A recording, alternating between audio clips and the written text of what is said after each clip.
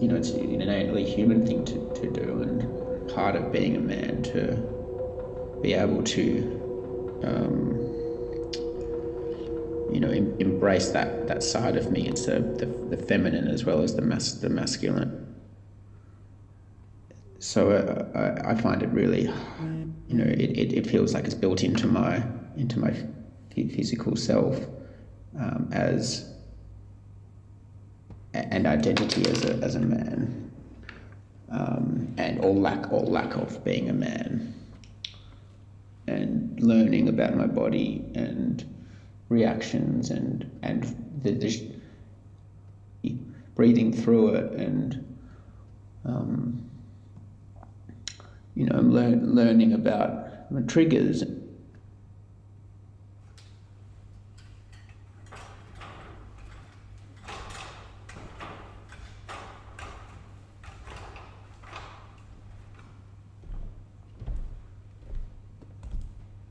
For so long I masked with substance, alcohol and drugs, and so often didn't feel comfortable going into a sexual experience without being under the influence of something. If it relaxed me or gave me the confidence, or made me last longer, or whatever the reason, if it just got me over that barrier of being able to feel confident into going into an experience.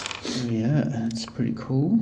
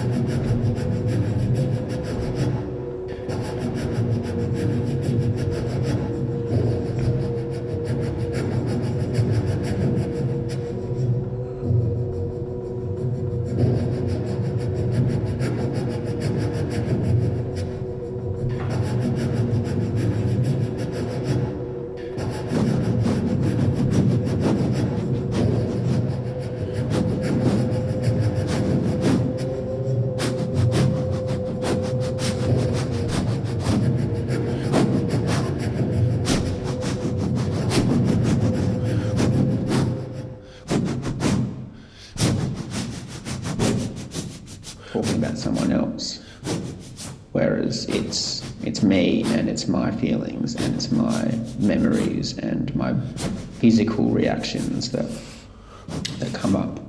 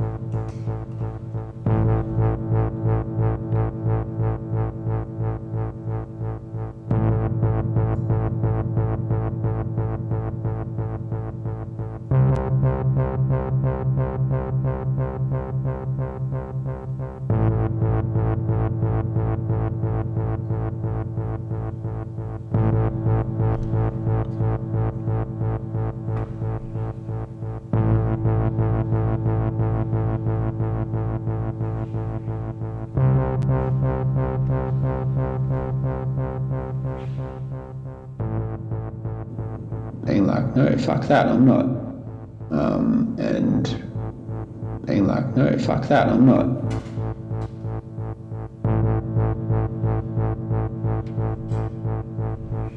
Felt has shaped me into the person that I am now.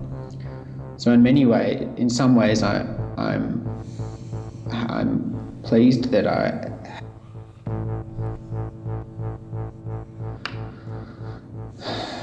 into the person now, and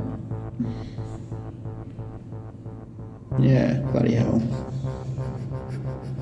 Being like, no, fuck that, I'm not, bloody hell. Being like, no, fuck that, I'm not, bloody hell. Being like, no, fuck that, bloody hell. I'm not, fuck that, bloody hell.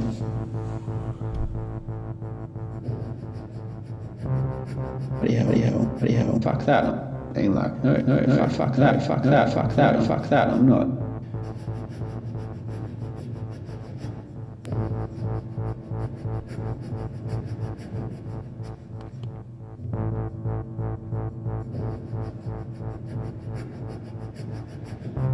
Yeah, fuck, right. What was triggering about it? I mean, I imagine there's like a billion things, so maybe it's hard to say. But you know, sometimes it's helpful to articulate it. Wild, you had a dream about the beach last night. Robin Williams was in my dream. His birthday is the day before mine was. He would have been 72 this year. We were sitting on the top floor of this glass building that overlooked the ocean. We watched the waves and talked. And every time he felt bad about something, he would force himself to eat a bowl of sand. It was hard to watch him sitting there with the bowl in his lap, just waiting for the feeling to come. When it did, I said to him, Robert, you can eat the sand if you want to, but you don't have to. It's not your fault. You don't need to be punished, and it won't make anything better. And it won't make anything better. No, it won't make anything better. Oh, and it won't make anything better. And it won't make anything better. Oh, and it won't make anything better. And it won't make anything better. Oh, and it won't make anything better. Better anything, mate? Better anything, no, better anything, make better. It won't make anything better. And it won't make anything better. Are you out? Is that right? Maybe. I don't know. Are you out? Yes. Was it bad? No. How many times did it happen? A few. Will you go back? I hope not. Probably. Is it off? Yes. Has it gone? No. Have we got anything here? No, not really. Do you want to say it? No, not yet. I don't think I can. Are you out? Yes. Was it bad? No. How many times did it happen? A few. Will you go back? I hope not. Probably. Is it off? Yes. Has it gone? No. Have we got anything here? No, not really. Do you want to say it? No, not yet. I don't think I can. It was our first date. He asked me out in a bookshop. I was 16. He was 17.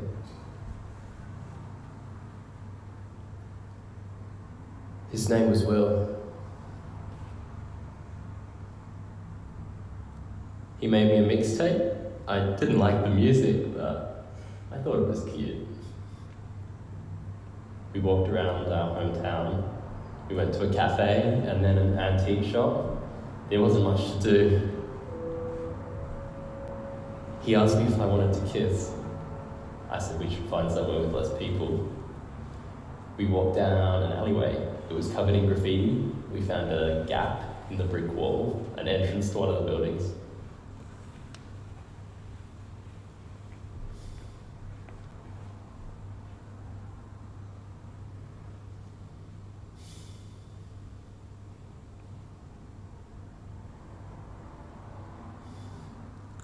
I looked around. There was no one else. I kissed him.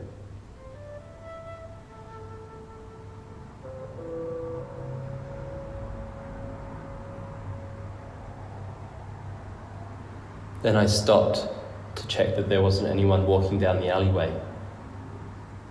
I was paranoid. At the time I didn't ask myself why. I just knew we shouldn't be seen.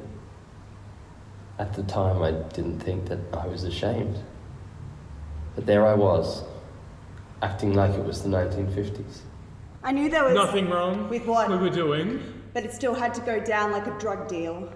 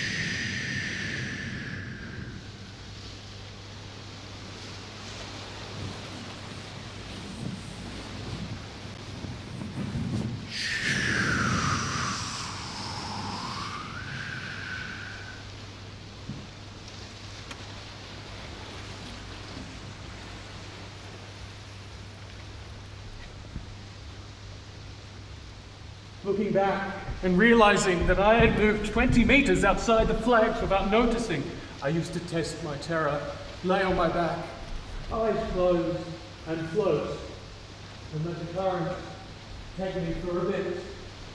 We used to have fish and chips for lunch. It was supposed to be nice.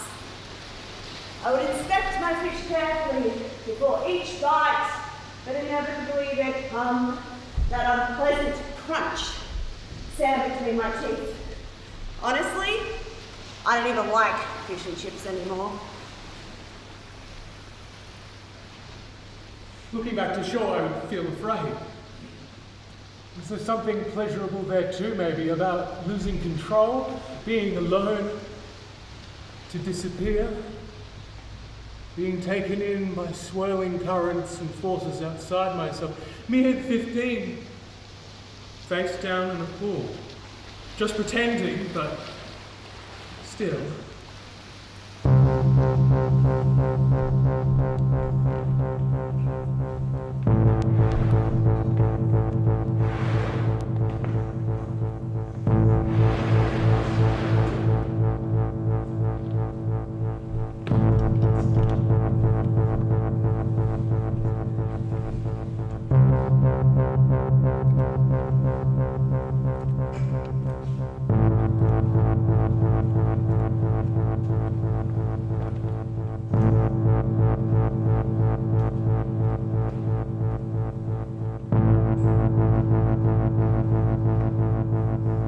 Mum has this thing where she talks about our family house. She talks about it having expanding walls because of all of the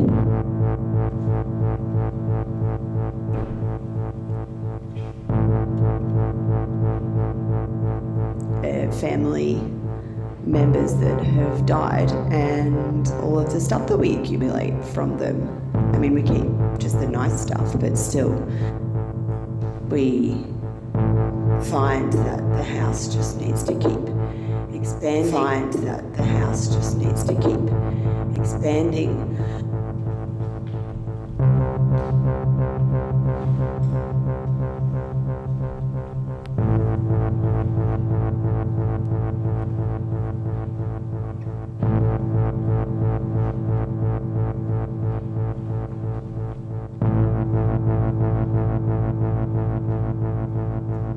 Find that the house just needs to keep expanding.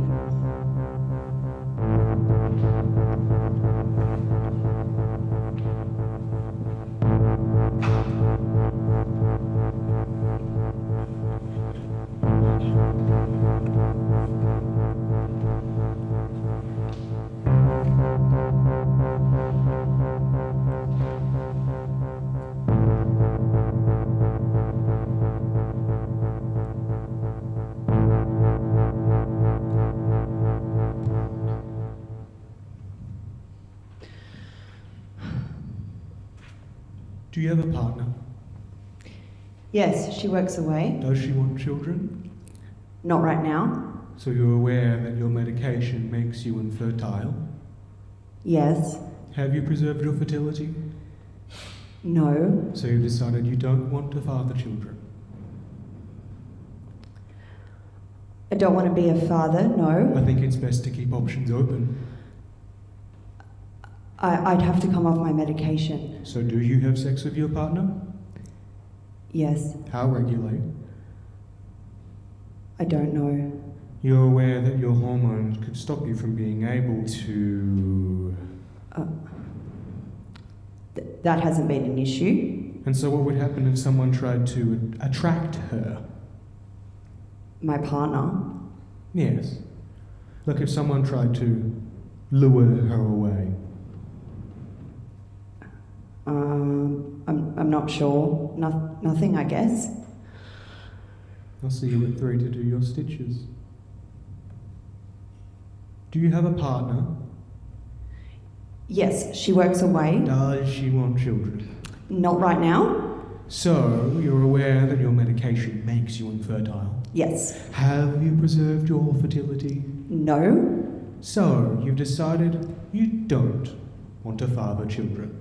I don't want to be a father, no. I think it's best to keep options open. I'd have to come off my medication. I think it's best to keep options open. So, do you have a partner? And do you have sex with that partner? Yes. How regularly? I don't know. You're aware that your hormones could stop you from being That able hasn't been an issue. to. And so what would happen if someone tried to attract her? My partner. Yes! Like if someone tried to lure her away. I'm not sure. Nothing, I guess. I'll see you at 3 to do your stitches. Do you have a partner? Yes, she works away. Does she want children? Not right now. So you're aware that your medication makes you infertile? Yes. Have you preserved your fertility? No. So you decided you don't want to father children? I don't want to be a father, no. I think it's best to keep options open. I'd have to come off my medication. So do you have sex with your partner? Yes. How regularly?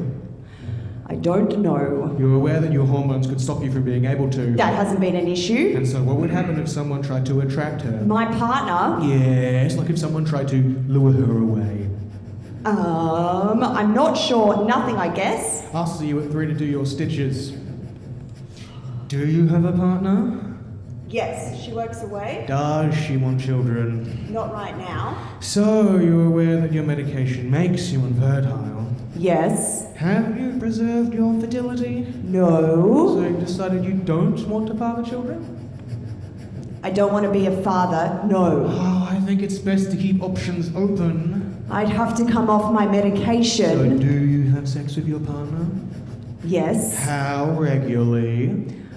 I don't know. You're aware that your hormones could stop you from being able to.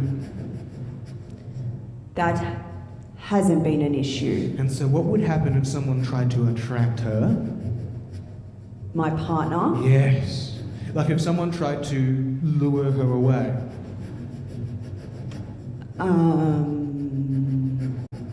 I'm not sure. Nothing, I guess.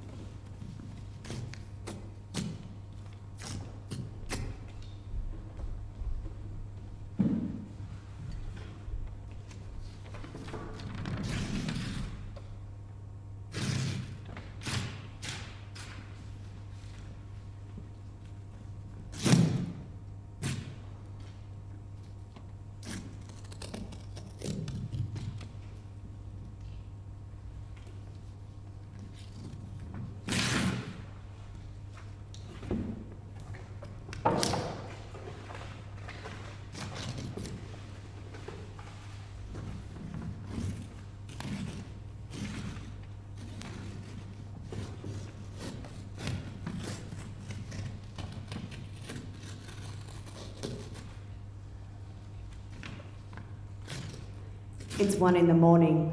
Dad's collected me from my apartment. I remember the date. It was the 28th of March, 2020. We've been on the Hume for almost 3 hours and the radio is on. My house was a shoebox full of memories. It was a sanctuary when depression and anxiety got too much, but it wasn't safe. The communal laundries and lifts weren't safe for someone who has to use their hands to navigate the world. I packed everything I could carry and spent the last hour before he came rocking on my couch trying to comfort myself with red wine and episodes of Friends. I didn't cry as much as I thought I would. Most of the time I felt numb. Occasionally I felt a stab of grief for everything I'd left behind, followed by fear that I might never get it back. I lived with a tightness in my chest, a crawling of my skin late at night when recollections of past mistakes crowded in on me and I couldn't shut them out.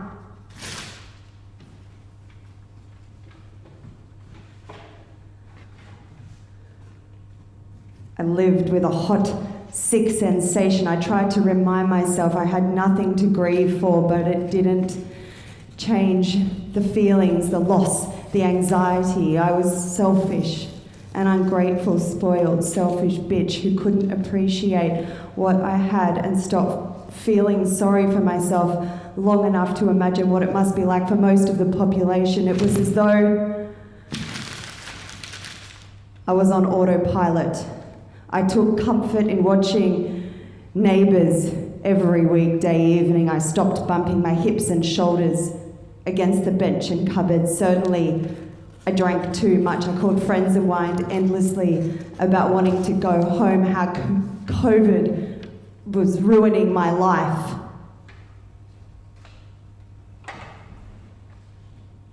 One friend very kindly suggested I might like to practice some gratitude, and I knew she was right.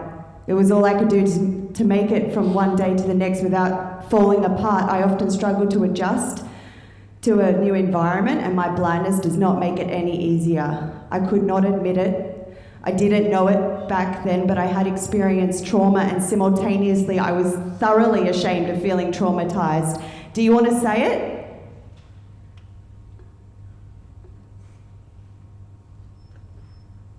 I'll try.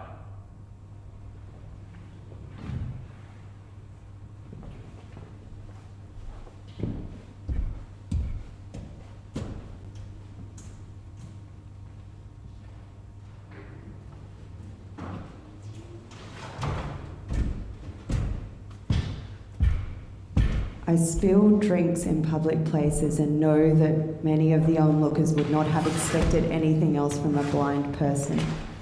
There's a thick, pounding headache and hot, cloying sensation which follows an evening of too much wine and too many confessions shared with friends. What did I say?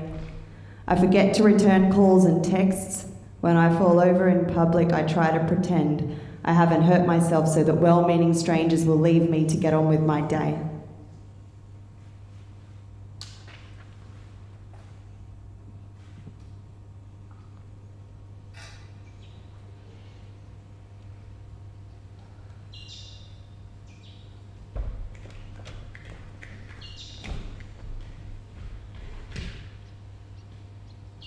So, it's a nice day out, and I'm this tall. And on this day, this nice day, doing something special with family, where the t-shirts you wear are too big for you, so it's harder to see your stomach. And the waistbands of your pants aren't worn at your waist, because that's a constant reminder about something you want gone. And on this day, nice day, was I get to see some family I don't get to meet often. Growing up little by little, at the same time as me. And you're happy one of them is like you, because you don't want to be alone, and you don't want to be the worst, and you don't want to be fat anymore. So you think to yourself, oh good, they're fat. And you know that's bad, but it helps. only for a moment. But what comes after is worse. I didn't know at the time, but now I know. That sneaky little bugger came crawling in. Keeps reminding you about things, like how the only time you weighed less than your taller, older brother was when you vomited your guts out. Stop it. Stop, I know, lay off, and I'm not changing because of you. You're not helping, and it won't make anything better.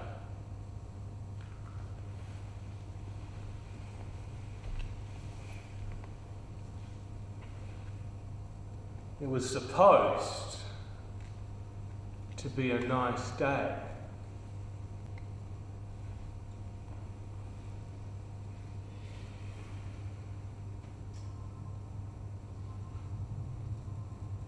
There was a guy in New York and another one who was my boss, my friend. There was nothing to worry about, they both said.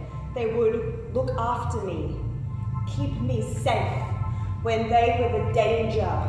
They were the destructors. They caused the damage, the distress, the anguish, the anger in your stomach, the attention to each man who passes you by on the walk home at night, the arrangement of keys on your fingers, the access to a spray can in your bag, the destruction of trust, safety, sensation, yourself, your body becomes a chasm, a cave, controlled by the totally catapulting, consuming need to disappear.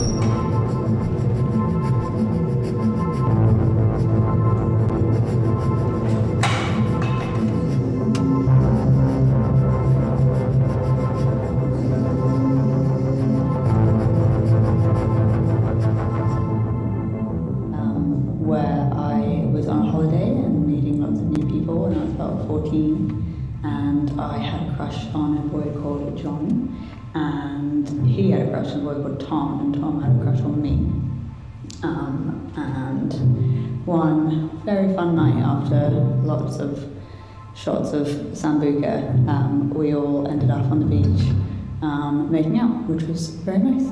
And they were both very sweet, and we were all laughing and having a lot of fun until things started getting a little bit more intense than I was maybe ready for. And I told Tom, while John had wandered off for a pee or something in the sea, that it was maybe a little bit too much for me, and he was very lovely and said, well, you shouldn't do anything that you don't feel comfortable with.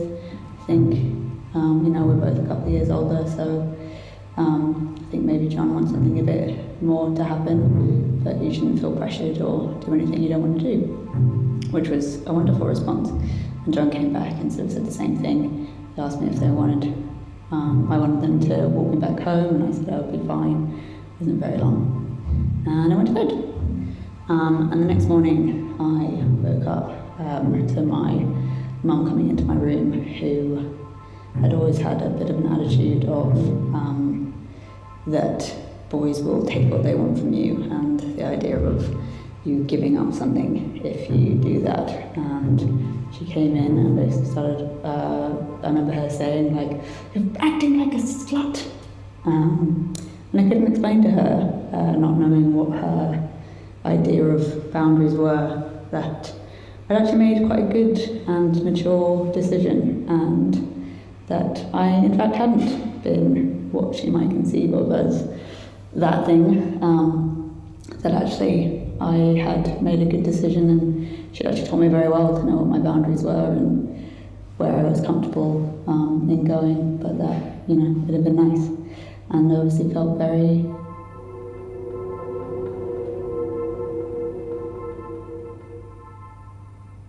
trapped in not being able to communicate or know what I was allowed to say and not say, and confused about a time that had been really quite lovely and enjoyable, and looking back as an adult, really great experience that was sort of made to be something shameful, and there was nothing to be ashamed of at all.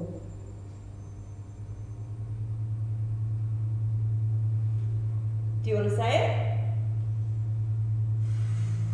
All right. Let's get ready.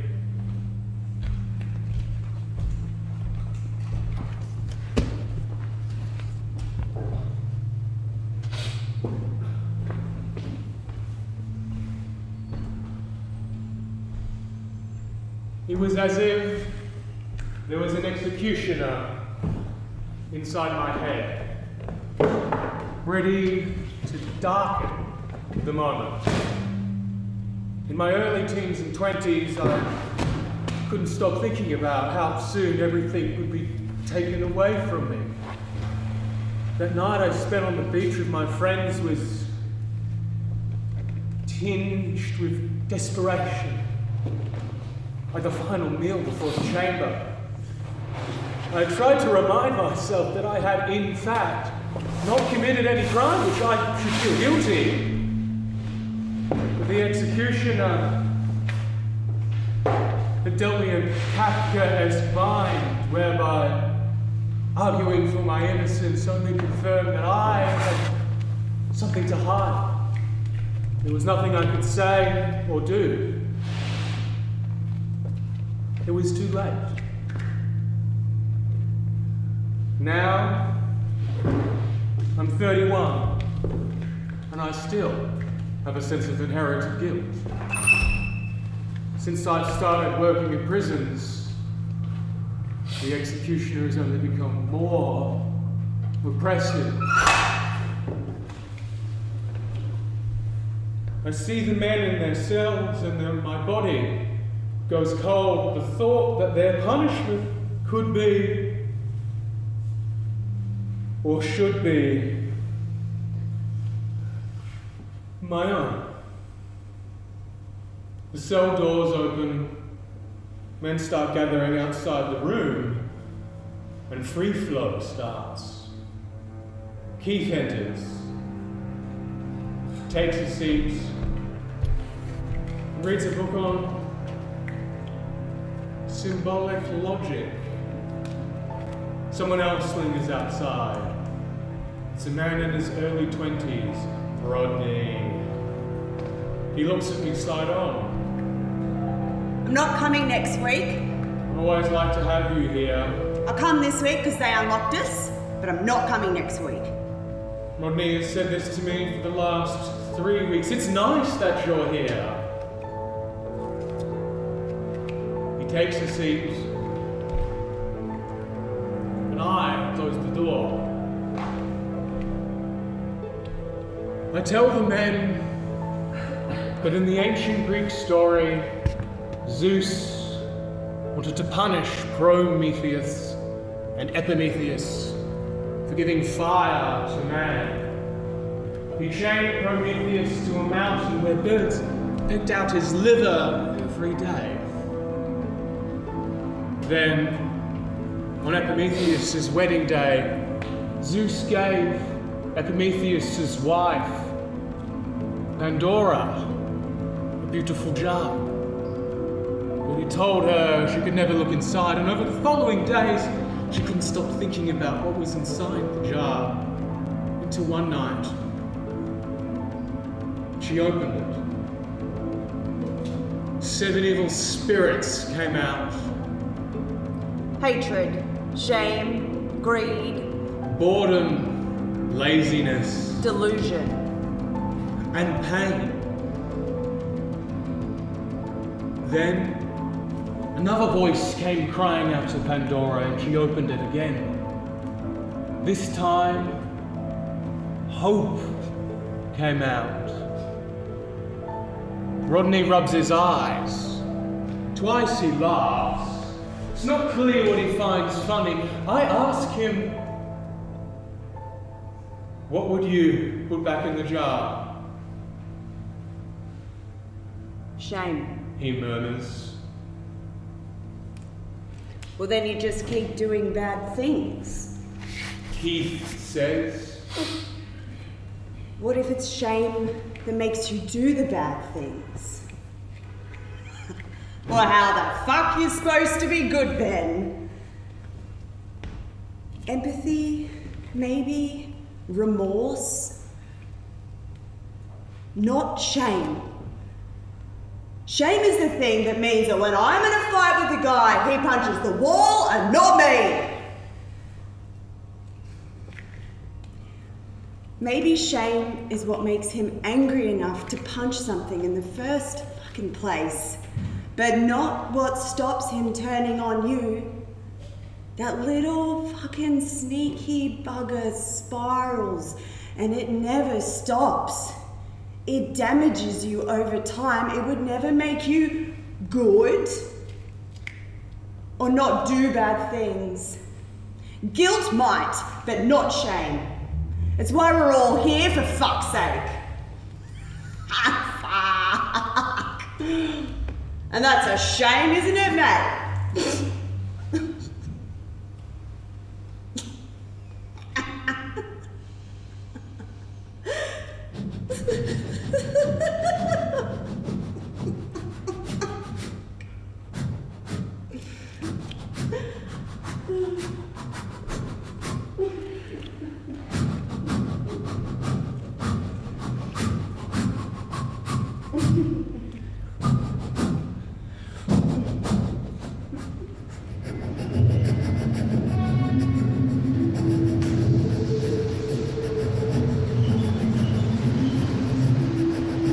I was on a train, I was at a train station actually. My sister had packed my bag for me that day.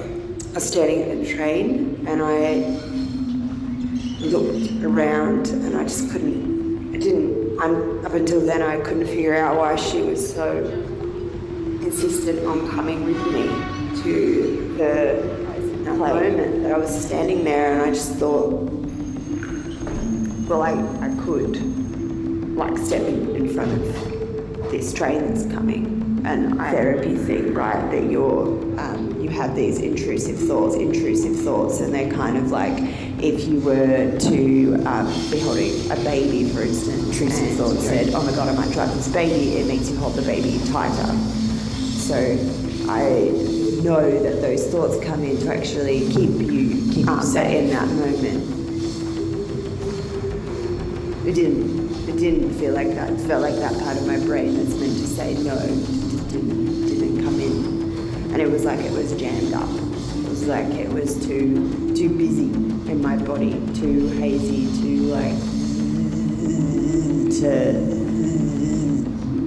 to come in to say no, don't do that.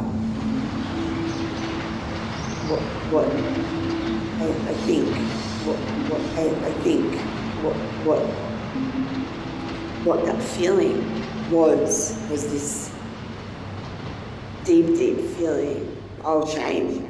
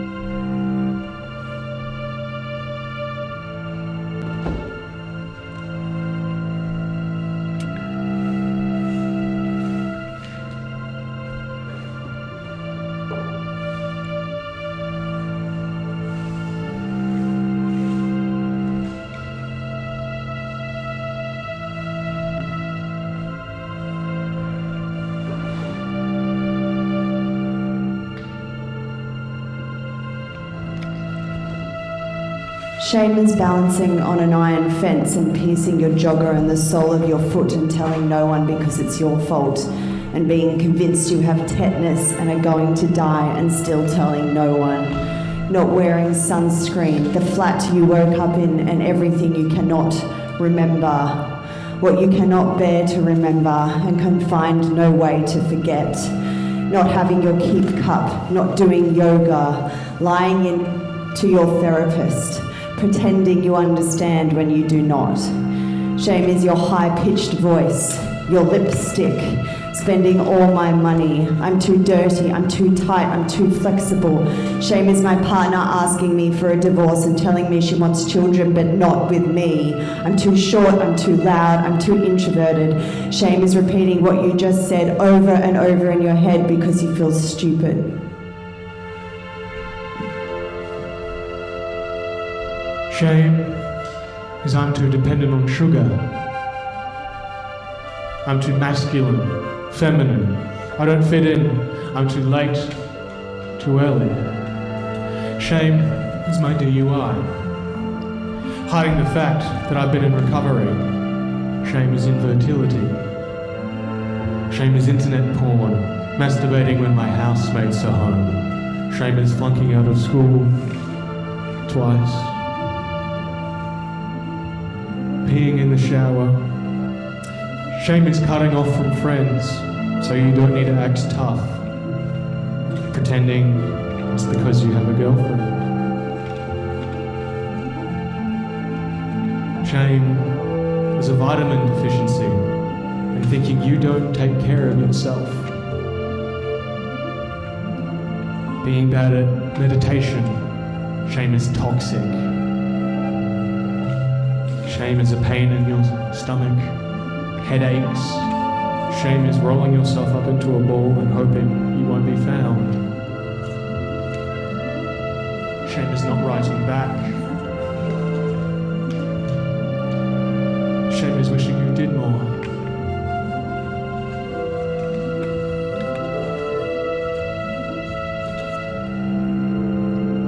Shame is no one telling you why they left you behind. Shame is smiling at something just to fit in with the crowd. Shame is enjoying Schadenfreude. Shame is my sweaty face, hating my body, jumping straight into being judgy. I'm too partial to slamming doors. Shame is pinching the crispiest bits of the potato from the pan. Shame is he didn't choose me, telling people I'm giving up vaping. I'm too in love with love, being the only one in the room to not get the joke, having salt-burnt lips from binging the whole bag of corn chips. Shame. Your devotion to Secretly obsession, needing to be the eating best. the animal you couldn't kill. Shame Letting down your is friends. your marbly legs. Shame is I'm too white. Shame is when being my unable to social tell the awkwardness difference makes between other obsession people uncomfortable. and love. Shame is binge eating and suffocating Shame is from wanting your body. to be possessed. Dysmorphia. Being so Shame is everything wasted. nowadays. You missed the When plane. I was the age of 3, I began to touch myself, not understanding what I was doing. Shame is I did this for years.